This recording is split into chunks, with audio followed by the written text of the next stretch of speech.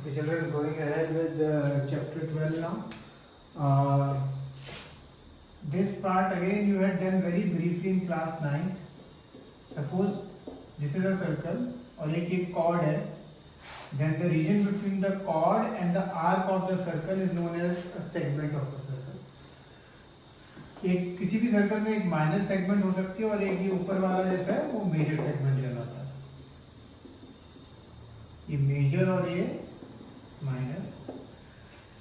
एक बार minor segment आ गया तो मेजर सेगमेंट निकालना है तो सर्कल के एरिया में से ये माइनर सेगमेंट का एरिया माइनस कर देते हैं तो आपको मेजर सेगमेंट का एरिया मिल जाता है.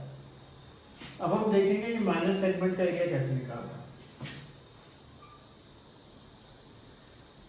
जब भी किसी क्वेश्चन में आपको माइनर सेगमेंट का एरिया निकालने का बोला जाए, सपोज इसमें क्वेश्चन है find area of minor segment APB. If they are said like this, first step you have to do, you have to join the radius. Okay, here in this case it is AO and OB. Now if you see the figure, actual में area of sector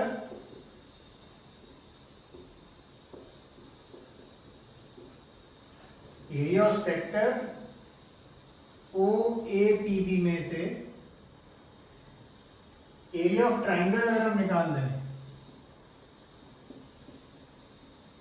triangle AOB,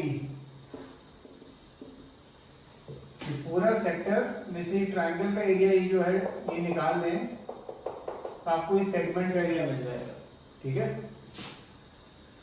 तो ये basic फंडा होता है formula का कि area of minor segment APB is equal to area of sector OAPB, जिसका formula आपको मालूम है pi r square theta by 360 minus area of triangle AOB. Now here I have written area of triangle AOB. Now the first question which must be coming in your mind is how do you find this area of triangle AOB? Now here in this, for this year, if this angle was 120, then you can just write the question number, write one sentence and leave the sum, because you will get full grace marks. The reason is if you see in the deleted portion, angles involving 120 is not there in your course anymore. Okay, so 120 वाला सम है तो कुछ करने की जरूरत नहीं. अब suppose 60 degree वाला है.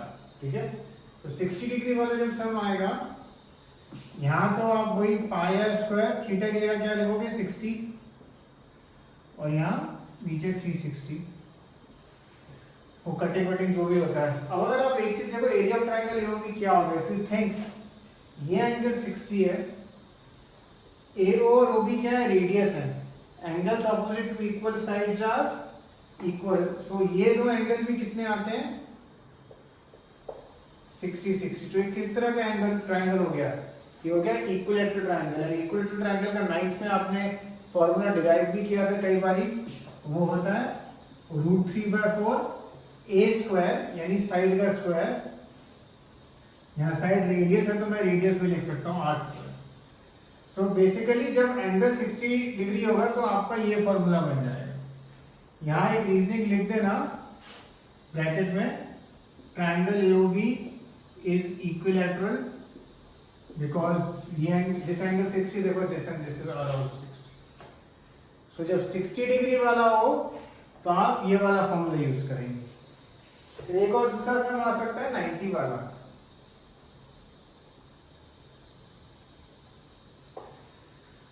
जब 90 वाला हो तो बहुत सिंपल है, इससे भी ज्यादा सिंपल है. पाई स्क्वायर थीटा की जगह तो 90/360, रेडियस जो भी अब 90 है तो area of right angle triangle आपको मालूम है. जैसे ये ट्राइंगल है सपोज ये 90 है तो हाफ बेस इनटू हाइट या हाफ बेस इनटू हाइट, किसी को भी बेस किसी को भी हाइट ले सकते हो आप. Half base OB and AO. And अगर आप देखो OB और AO बेसिकली क्या है रेडियस है, तो ये बेसिकली हाफ R स्क्वायर हो जाएगा. ठीक है, तो इस चैप्टर में आप 99% सम्स में involving segment of A, in fact 100% sums में आप ये वाले फॉर्मूले यूज करेंगे। अगर 60 डिग्री हो तो ये वाला फॉर्मूला, 90 डिग्री हो तो ये वाला फॉर्मूला, 120 वाला है तो छोड़ देना, वो करने की जरूरत नहीं। चलो एक चीज आपको बताना चाहता हूँ, ये जो एरिया ऑफ माइनर सेगमेंट करने का जैसे ये लॉजिकल तरीका है कि भाई area of sector minus area of triangle, इसको करने का एक और मेथड है, वो है ये दो फॉर्मूलाज।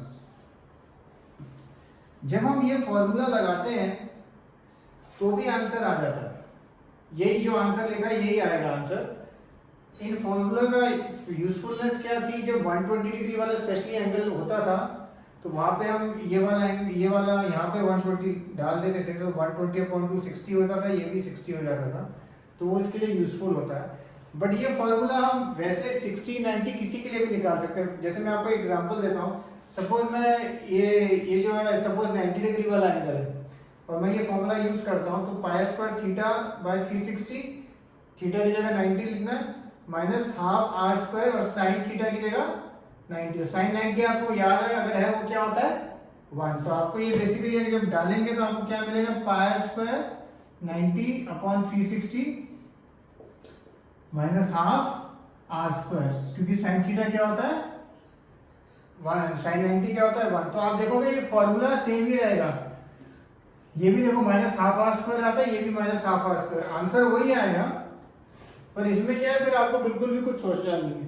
बट इन फॉर्मूलोज का कैच क्या है, सीबीएसई एंड स्कूल दोनों ही बड़े आधे, sometimes they allow these formulas to be used, sometimes they say this formula cannot be used, they are totally arbitrarily in this thing, okay।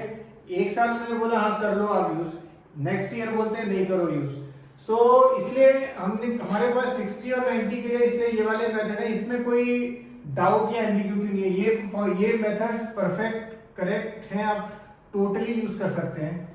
और ये वाला मेथड भी अगर आपकी स्कूल में ये चैप्टर हो चुका है और टीचर ने काफी क्लियरली बोला है कि भाई इस साल बोर्ड ने बोला है आप ये फॉर्मूला यूज कर सकते हो, तो आप चाहो तो ये फॉर्मूला भी यूज कर सकते हो, इससे भी आंसर वही आएगा। जैसे एग्जांपल और देखो, जैसे यही वाला सम था, ये जो 90 वाला, अगर 90 वाले जो 90 वाला आप इसमें भी डाल के भी यही आएगा, और इसमें भी अगर आप डालो पाई स्क्वायर थीटा बाय 360, तो 90/360 माइनस आर स्क्वायर, अच्छा ये लिखा है साइन थीटा बाय 2, थीटा मतलब है 90 के बाय 2, तो 90/2 क्या होता है 45, साइन 45 अगर आपको याद हो क्या होता है 1/√2, नहीं भी याद होगा तो भी याद करना। cos थीटा बाय 2 अगेन 90/2 क्या होता है cos 45 क्या होता है अगेन 1/√2। और अगर आप देखो pi square 90/360 minus r square 1/√2 × 1/√2 क्या हुआ 1/2, तो ये वही आएगा सेम ही, ठीक है। इन फॉर्मूला से तो ये फॉर्मूला जस्ट लिख के अभी साइड में रख देना। इन फॉर्मूलाज का बस ये यूज है कि आपको बिल्कुल भी कुछ सोचना नहीं पड़ता है, that is the advantage of these formulas. But अभी अब जो आप सम करेंगे टेक्स्ट बुक के, वो आप ऐसा नॉर्मल प्रॉपर वाला ही करना, ठीक है, कि अगर 60 है तो आप लिखना कि भाई this is an equilateral triangle therefore I am using this formula, and अगर 90 है then you will do like this and you will say area of a triangle, ठीक है। सो अब हम इस बेसिस पे जो सम्स हैं वो जरा देखते हैं हम लोग।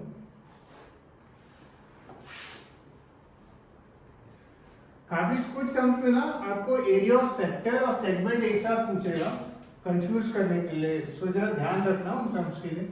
इन some sums they do that, they deliberately ask both the things together. Okay, अब क्वेश्चन 4 देखिए। A chord of a circle of radius 10 subtends 90 degree angle at the center.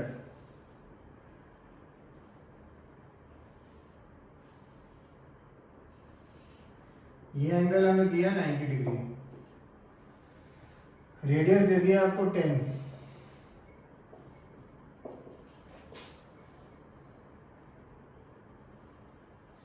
मुझे हमेशा नेमिंग करना अच्छा लगता है, तो इजी रहता है मेरे को।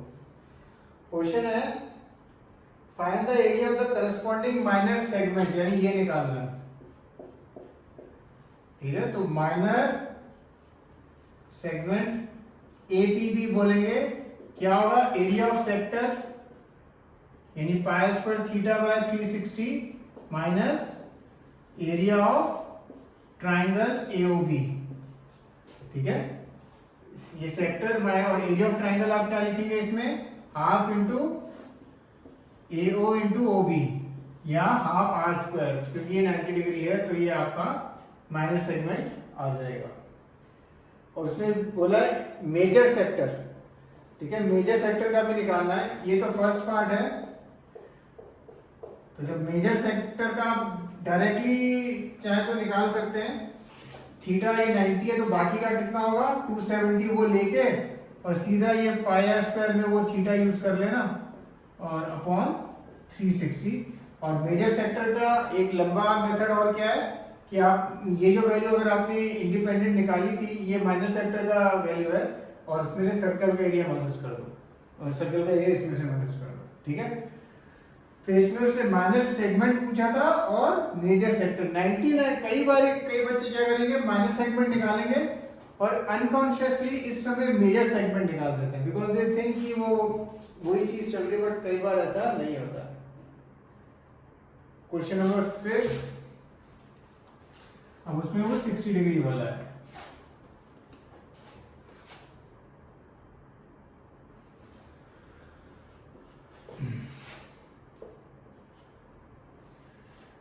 In a circle of radius 21 centimeter,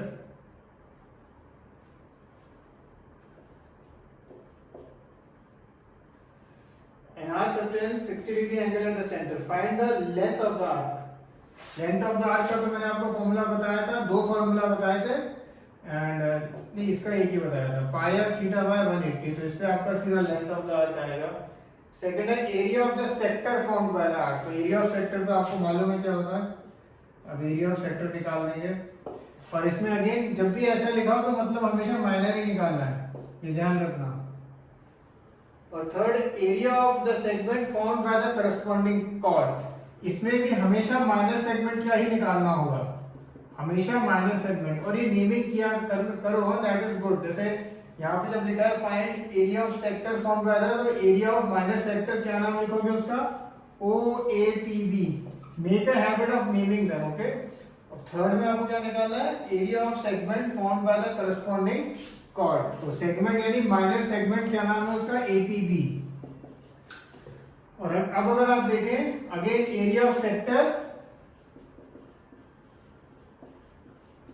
minus area of triangle AOB,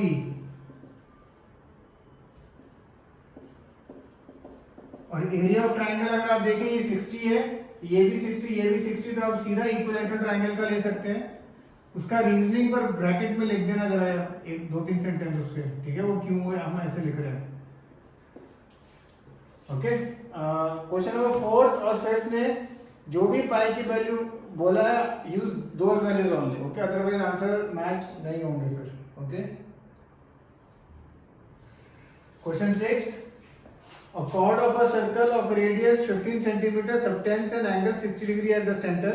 Find the minor and the major segments of the circle. So again वो भी 60 डिग्री वाला है, बस रेडियस चेंज है। माइनर सेगमेंट के लिए again area of sector minus area of triangle, और जिसमें आप इक्विलैटरल ट्रायंगल का यूज कर सकते हैं।